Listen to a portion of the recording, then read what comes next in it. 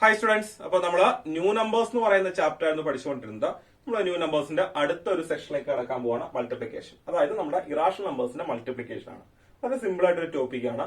ഒരു basic concept ഒന്ന് അറിഞ്ഞിരിക്കും. ഇപ്പൊ നമുക്കറിയാം, ഇപ്പൊ പെർഫെക്റ്റ് സ്ക്വയർ അല്ലാത്ത നമ്പേഴ്സിന്റെ സ്ക്വയർ റൂട്ട് ആണ് ഇറാഷണൽ ഫോമിൽ വരുന്നതെന്ന് പറഞ്ഞു അല്ലെ.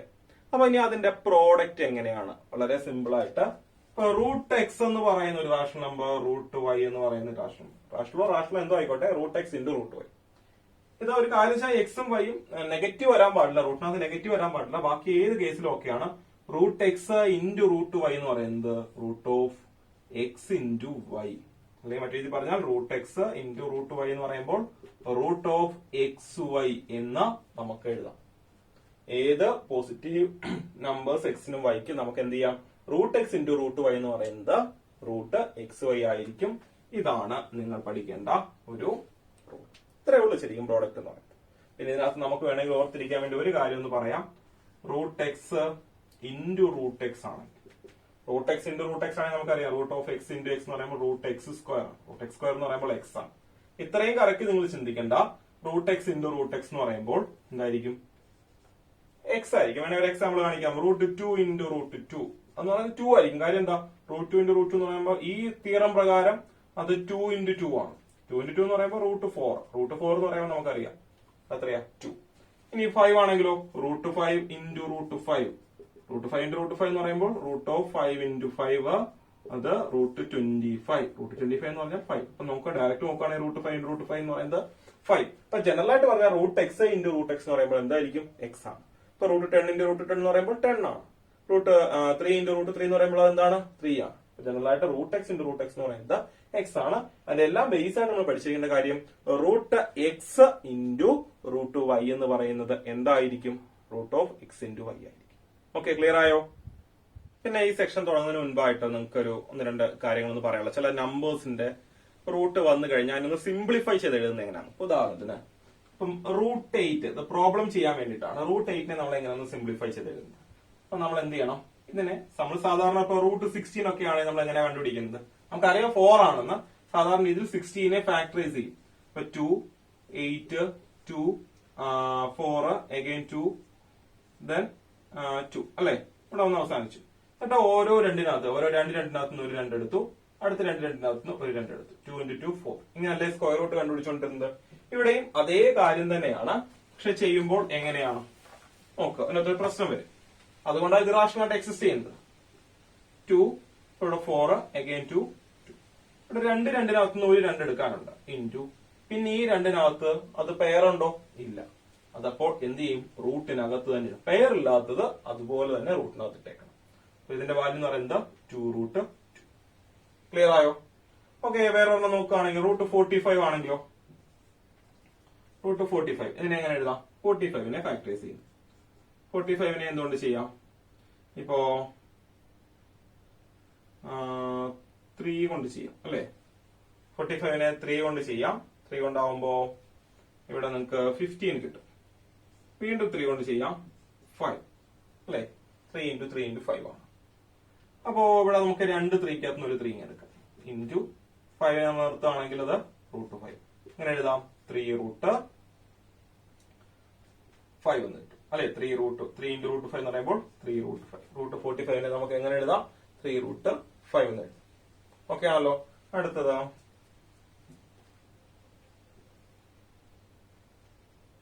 48 ആണെന്നിരിക്കട്ടെ. റൂട്ട് 48 എങ്ങനെയാന്ന് നോക്കാം. റൂട്ട് 48 എന്ന് വെച്ചാൽ 48നെ ഫാക്ടറൈസ് ചെയ്യുന്നു. ആദ്യം 2, അപ്പൊ 24. അഗെയിൻ 2, അപ്പൊ എത്രയാ? 12. again 2, 6, 2, 3. എന്താ ചെയ്യുന്നത്? ഈ 2 രണ്ടിനകത്തുനിന്ന് ഒരു 2 എടുത്തു. 2 രണ്ടിനകത്തുനിന്ന് ഒരു 2 എടുത്തു. അടുത്ത 2 രണ്ടിനകത്തുനിന്ന് ഒരു 2 എടുത്തു. അടുത്ത 3ന് പേരില്ല, അത് റൂട്ടിനകത്ത് തന്നെ ഇട്ടിരിക്കും. റൂട്ടിന് പുറത്തുള്ളത് മൾട്ടിപ്ലൈ ചെയ്യുന്നു. 2 ഇൻറ്റു 2 4. 4 റൂട്ട് 3 ആണ്. റൂട്ട് 48നെ നമുക്ക് എങ്ങനെ എഴുതാം? 4 റൂട്ട് 3 എന്ന് എഴുതാം. അടുത്തത് റൂട്ട് 24 ആണെങ്കിൽ എങ്ങനെ എഴുതാം? റൂട്ട് 24 ആണെങ്കിൽ അതുകൂടെ ജസ്റ്റ് ഒന്ന് നോക്കാം. റൂട്ട് 24 ആണെങ്കിൽ ഇതേ രീതി ചെയ്യും. 24നെ ഫാക്ടറൈസ് ചെയ്യും. 2 12 2 then 6 2 3. ഓക്കെ, ഇവിടെ സംഭവിക്കുന്നത് 2 2 2 എടുക്കാൻ. ഇവിടെ ഈ 2 പെയറുണ്ടോ? ഇല്ല, അത് റൂട്ടിനകത്ത്. ഓക്കെ, അടുത്ത ഇതിനോ? അതിനും പെയറില്ല, അത് റൂട്ടിനകത്ത്. ഒരുമിച്ച് കിട്ടാൻ മതി. 2 into 3 2 റൂട്ടിനകത്ത് തന്നെ വരും. കിട്ടുന്നത് 2 root 6 എന്ന്. ഓക്കെ ആണല്ലോ. അപ്പൊ നമ്പേഴ്സിനെ ഒന്ന് സിംപ്ലിഫൈഡ് ഫോമിലേക്ക് മാറ്റി എഴുതുന്ന കാര്യം കൂടെ നിങ്ങളൊന്ന് ഓർത്തിരിക്കുക. ഓക്കെ, ക്ലിയർ ആയോ? നമുക്ക് SAT text book page number 57 first question നോക്കാം. എന്താണ് ക്വസ്റ്റ്യൻ പറയുന്നത്? Of 4 equal equilateral triangles, 2 cut vertically into halves and 2 holes are put together to make a rectangle. If a side of equilateral triangle is 1 meter, what is the area and the perimeter of the rectangle? Okay. അപ്പൊ ഞാനിവിടെ 2 ഇക്വലാറ്റർ ട്രയാങ്കിൾസേ കാണിച്ചിട്ടുള്ളൂ. ഇതുപോലെ 4 ഇക്വലാറ്റർ triangles ഉണ്ട്. അതില് 2 എണ്ണം അവര് vertically എന്ത് ചെയ്യുന്നുണ്ട്? Cut ചെയ്യുന്നുണ്ട്. പക്ഷെ ഇവിടെ നിങ്ങോട്ട് പെർപെൻഡിക്കുലർ വരച്ചിട്ട് ഈക്വലാറ്റർ ഡിവൈഡ് ചെയ്യുന്നുണ്ട്. ശേഷം ബാക്കി 2 എണ്ണവും. അപ്പൊ അങ്ങനെ കിട്ടുന്ന ആ 2 എണ്ണം കട്ട് ചെയ്യുമ്പോൾ കിട്ടുന്ന 4 പീസും പിന്നെ ആ 2 ഹോൾ ട്രയാങ്കിൾസ് ഇതുപോലുള്ള 2. അപ്പൊ മൊത്തം 4 ഇക്വലാറ്റർ ട്രയാങ്കിൾസ് ഉണ്ട്. അത് ഉപയോഗിച്ച് അവർ എന്ത് ചെയ്യുന്നുണ്ട്? ഒരു റെക്ടാങ്കിൾ ഉണ്ടാക്കി. അതാണ് ഈ കാണിച്ചിരിക്കുന്നത്. അതായത് ഇതുപോലെ 2 എണ്ണം എന്താണ്ട് ഇവിടെയും വെച്ചു. എന്നിട്ട് ഇവിടുന്ന് ഒരു പീസ് എടുത്തിട്ട് നമുക്ക് എന്ത് ചെയ്യുന്നുണ്ട്? കണ്ട് ഈ ഭാഗം ഇതാണ് ഇങ്ങനെ വന്നിരിക്കുന്നത്. അതേപോലെ ഈ പോർഷൻ എടുത്ത് ഇങ്ങനെ വെച്ചു. അതേപോലെ അടുത്തത് കട്ട് ചെയ്യുമ്പോൾ കിട്ടുന്ന 2 പോർഷൻസ് ഇത് ചേർത്ത് വെച്ച് ഒരു റെക്ടാങ്കിൾ ഉണ്ടാക്കി. ഈ റെക്ടാങ്കിളിന്റെ ഏരിയയും പെരിമീറ്ററും കണ്ടുപിടിക്കണം. അതിന് വേണ്ടിയിട്ട് അവര് പറഞ്ഞേക്കുന്നത് ഈ തന്നിരിക്കുന്ന ഇക്വലാറ്റർ ട്രയാങ്കിളിന്റെ ഒരു സൈഡ് 1 മീറ്റർ ആയിട്ട് എടുക്കാൻ പറഞ്ഞു. ഇതെല്ലാം 1 മീറ്റർ വീതം. അപ്പൊ ഇതും 1 മീറ്റർ ആയിരിക്കുമല്ലോ. അപ്പൊ നമുക്ക് അതിന് വേണ്ടിട്ട് അപ്പൊ ഇവിടെ നിന്ന് നമുക്ക് ഒരു കാര്യം കിട്ടും. ഇത് 1 മീറ്റർ ആണെങ്കിൽ ഓക്കെ, ഈ ഇക്വലാറ്റർ ട്രയാങ്കിളിനകത്ത് ഇത് 1 മീറ്റർ ആണ്, ഇവിടെയും 1 മീറ്റർ ആണ്. അപ്പൊ ഇതിന്റെ ബ്രെഡ്ത്ത് കിട്ടും 1 മീറ്റർ എന്ന് കിട്ടും. നമുക്ക് ഈ ലെങ്ത് കണ്ടുപിടിച്ചാൽ മതി. അതെങ്ങനെയാണെന്ന് നോക്കാം. അപ്പൊ നോക്കി ഞാൻ ഇവിടെ ഈ ട്രയാങ്കിളിനെ ABCD എന്ന് എടുക്കും. അപ്പോ പെർപെൻഡിക്കുലർ ആണ്. ഇത് 1 മീറ്റർ ആണ് നമുക്കറിയാം. ഇത് എത്രയായിരിക്കും? 1ന്റെ ഹാഫ്. ടോട്ടൽ 1 ആണ്. അപ്പൊ ഡിവൈഡ് ചെയ്തിരിക്കുകയാണ്. ഹാഫ് ആയിരിക്കത്തില്ലേ? 1/2 മീറ്റർ ആയിരിക്കത്തില്ലേ ഇത്? അപ്പോ in triangle ADB എന്ന് പറയുന്ന ട്രയാങ്കിളിനകത്ത് AB equal to 1 meter, BD equal to half metre ആണ്. നമുക്ക് വേണമെങ്കിൽ 0.5 എന്ന് എടുക്കാം, അല്ലെങ്കിൽ ഫ്രാക്ഷൻ തന്നെ ഇട്ട് ചെയ്യാം. ഹാഫ് മീറ്റർ എന്ന് കിട്ടും. അങ്ങനെയാണെങ്കിൽ AD is equal to Pythagoras പ്രകാരം AD സ്ക്വയർ എന്ന് പറയുന്നത് ഓൾട്ടിറ്റ്യൂഡ് സ്ക്വയർ എന്ന് പറയുന്നത് AB square minus BD square ആണ്. AB എന്ന് പറയുമ്പോൾ 1 ആണ്. 1 square minus 1/2 square, that is 1 minus 1/4. Cross multiply ചെയ്ത് കഴിഞ്ഞാൽ 4 മൈനസ് 1/4 ദാറ്റ് ഈസ് 3/4 എന്ന് കിട്ടും. എന്താ? AD square. AD സ്ക്വയർ 3/4 ആണെങ്കിൽ AD ഈക്വൽ ടു എന്ത് കിട്ടും?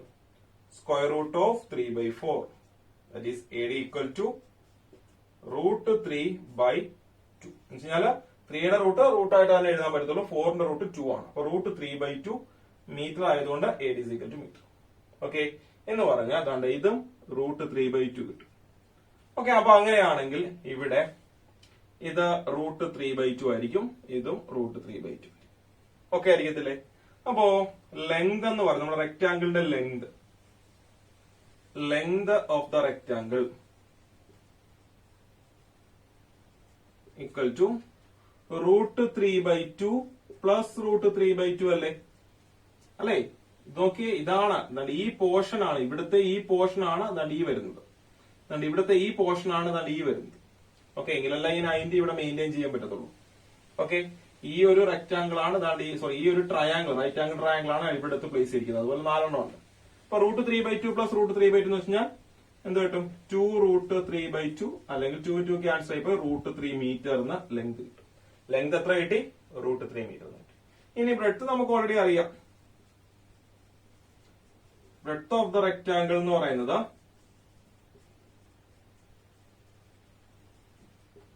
അത് 1 മീറ്റർ ആണ്. അപ്പം ലെങ്തുമായി ബ്രെഡ്ത്തുമായി ഇനി നമുക്ക് എന്തൊക്കെ കണ്ടുപിടിക്കണം? പെരിമീറ്ററും വേണം, ഏരിയയും വേണം. ഓക്കെ ആണോ?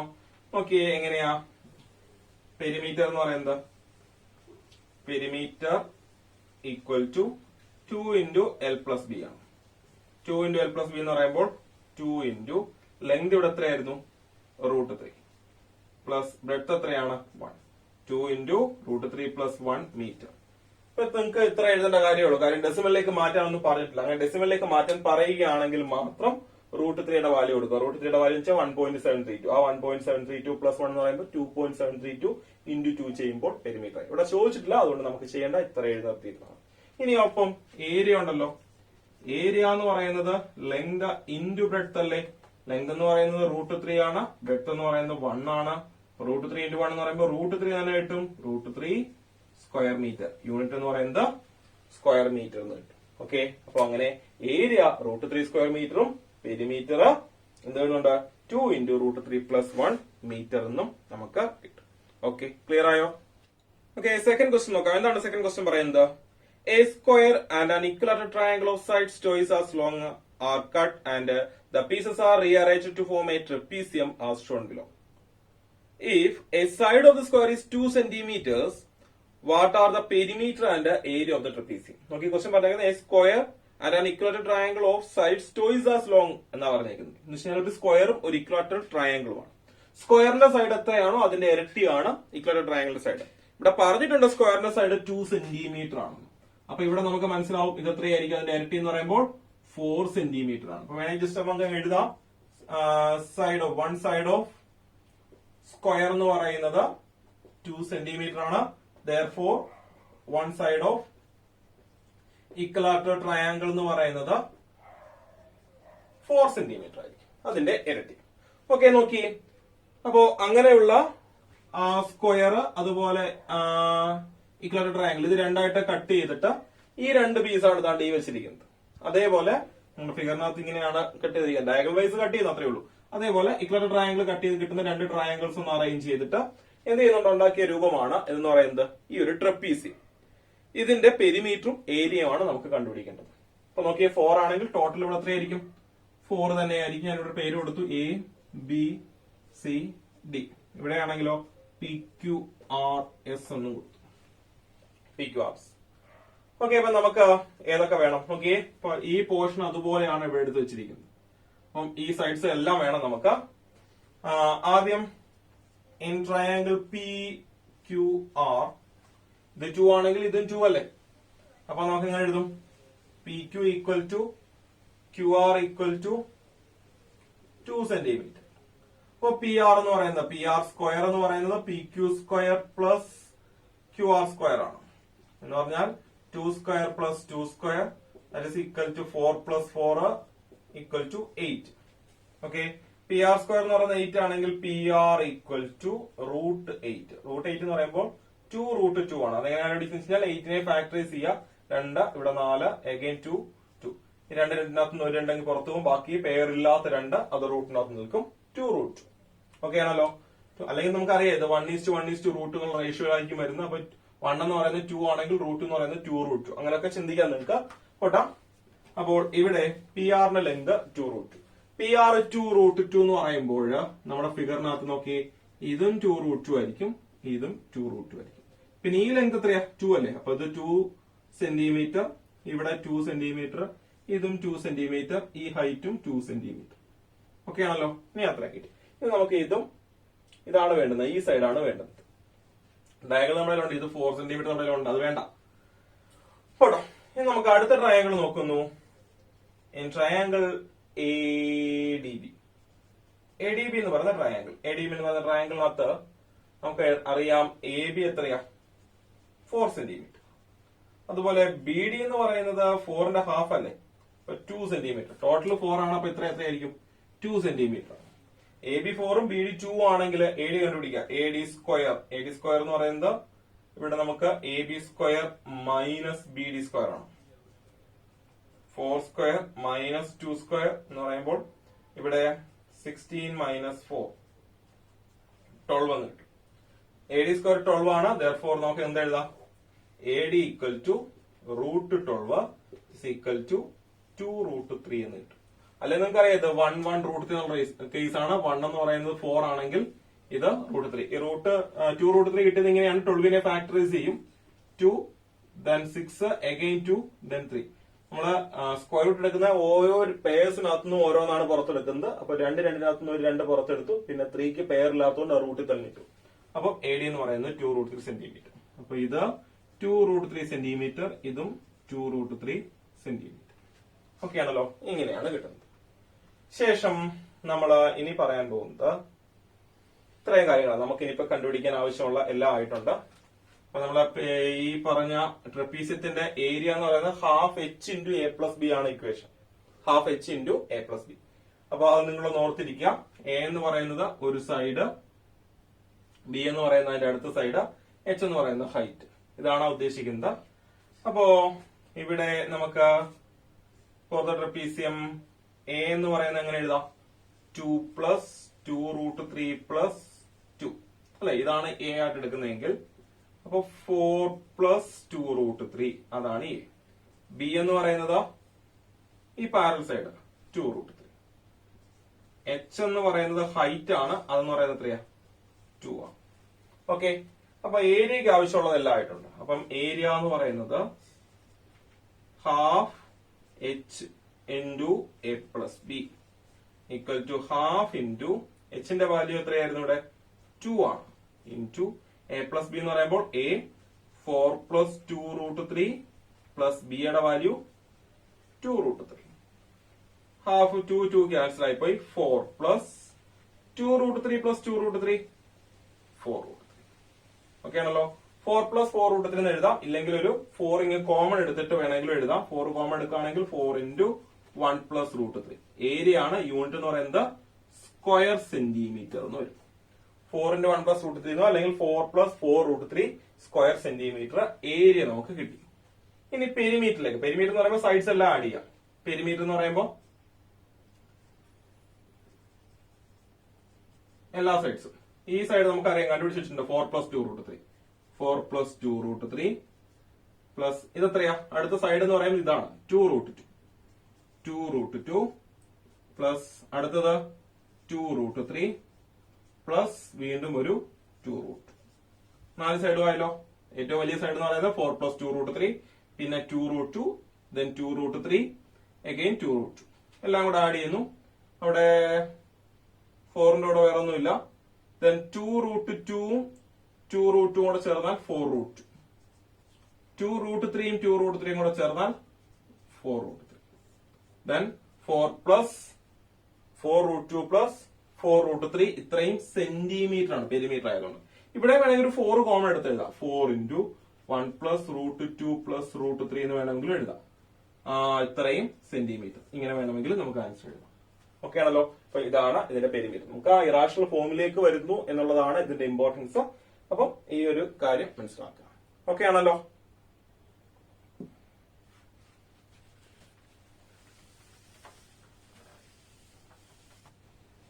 ഓക്കെ, തേർഡ് ക്വസ്റ്റ്യൻ നോക്കാം. എന്താണ് തേർഡ് ക്വസ്റ്റ്യൻ പറയുന്നത്? Calculate the perimeter and area of the triangle in the picture. Okay, ഈ ട്രയാങ്കിളിന്റെ ഏരിയയും പെരിമീറ്ററും കണ്ടുപിടിക്കുക. അപ്പൊ നോക്കി, ഞാൻ ഈ ട്രയാങ്കിൾ ഒരു പേര് കൊടുക്കുകയാണ്, എ ബി സി. അപ്പൊ അതിനകത്ത് ആംഗിൾ ബിയും ആംഗിൾ സിയും നമുക്കറിയാം. ആംഗിൾ എ കണ്ടുപിടിക്കാം. നോക്കിയേ, angle A is equal to നമുക്ക് എങ്ങനെ എഴുതാം? 180 മൈനസ് 60 പ്ലസ് 75 ആണോ? 180 മൈനസ് 60 പ്ലസ് 75 എന്ന് പറയുമ്പോൾ 135 ആണ്. 45 ഡിഗ്രി എന്ന ആംഗിൾ എയുടെ വാല്യൂ കിട്ടും. ആംഗിൾ എത്ര കിട്ടും? 45 ഡിഗ്രി എന്ന് കിട്ടും. അതവിടെ നിൽക്കട്ടെ. ശേഷം ഞാൻ ഈ പ്രോബ്ലം ചെയ്യാൻ വേണ്ടിയിട്ട് സിയിൽ നിന്നും എ ബിയിലേക്ക് ഒരു പെർപെൻഡിക്കുലർ വരയ്ക്കും. സിയിൽ നിന്നും എ ബിയിലേക്ക് ഒരു പെർപെൻഡിക്കുലർ വരയ്ക്കുകയാണ്.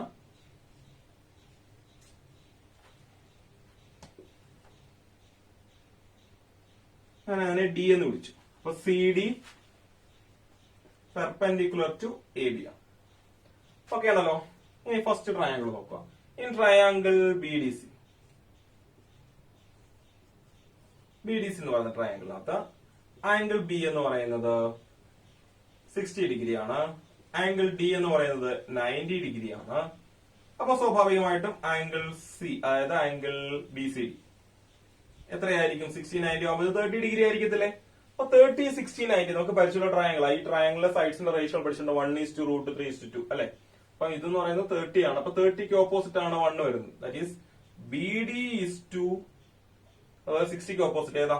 C D is to B C equal to 1:√3:2. ഇതിൽ നമുക്ക് അറിയാവുന്ന ബി സി ആണ്. ബി സി എന്ന് പറയുന്നത് 4 സെന്റിമീറ്റർ. ബി സി റെപ്രസെന്റ് ചെയ്യുന്ന ഏതാ? 2 അല്ലയോ? അപ്പൊ 2 ഇംപ്ലൈസ് 4. 2 എന്ന് പറയുന്നത് എത്രയാണ്? 4 സെന്റിമീറ്റർ. അപ്പൊ 1 എന്ന് പറയുന്നത് എത്രയായിരിക്കും? ഇതിന്റെ ഹാഫ് 2 സെന്റിമീറ്റർ ആയിരിക്കും. 1 കിട്ടി. പിന്നെ നമുക്ക് വേണ്ടത് എത്രയാ? √3 ആണ്. √3 എന്ന് പറയുന്നത് 1 2 ആണെങ്കിൽ √3 എന്ന് പറയുന്നത് 2√3 സെന്റിമീറ്റർ ആയിരിക്കും. ഓക്കെ ആണല്ലോ. അപ്പൊ 1ഉം 2ഉം √3 ആയിട്ടുണ്ട്. അപ്പൊ നമുക്ക് വേണ്ടുന്നത് BC ഓൾറെഡി ഉണ്ട്. അപ്പൊ അതുകൊണ്ട് BD എന്ന് പറയുന്നത് എത്ര കിട്ടും? 1 എന്ന് പറയുന്നത് 2 സെന്റിമീറ്റർ. അതുപോലെ CD എന്ന് പറയുന്നത് √3 ആണ്. √3 എന്ന് പറയുന്നത് 2√3 സെന്റിമീറ്റർ. ഓക്കെ, എന്ന് വെച്ചാൽ ഇത് 2 സെന്റിമീറ്ററും ഇത് 2√3 സെന്റിമീറ്ററും കിട്ടും. ഓക്കെ, അതവിടെ കഴിയും. ഇനി അടുത്ത ട്രയാങ്കിളിലേക്ക് വരാം. ഏതാ? Triangle ADC. In triangle ADC അവിടെ ആംഗിൾ A 45 ഡിഗ്രി ആണ്. ആംഗിൾ D എന്ന് പറയുന്നത് 90 ഡിഗ്രി കിട്ടി. അതുകൊണ്ട് ആംഗിൾ ACD അത് എത്രയായിരിക്കും? 45 തന്നെയായിരിക്കും. എങ്കിലേ സമം 180 വരത്തുള്ളൂ. അപ്പൊ വീണ്ടും 45 45 90.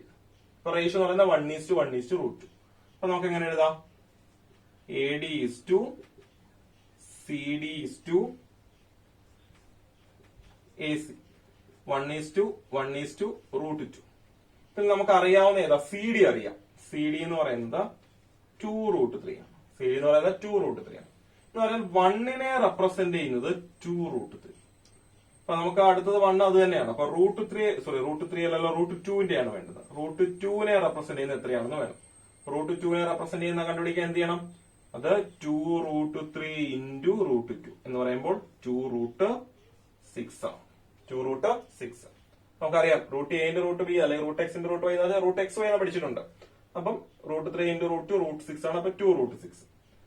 1 2√3 ആയതുകൊണ്ട് CD നമുക്കറിയാം. അപ്പൊ AD എന്ന് പറയുന്നതും ഇതേ 2√3 സെന്റിമീറ്റർ തന്നെയായിരിക്കും. √2നെ റെപ്രസെന്റ് 2√6 ആണ്. അതേതാ?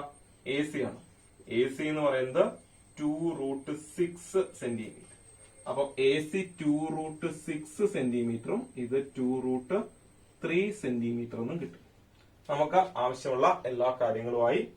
അപ്പോ എല്ലാ സൈഡ്സും നോക്കാം. ആദ്യം AB എന്ന് പറയുന്നത് ഇവിടെ എത്രയാ?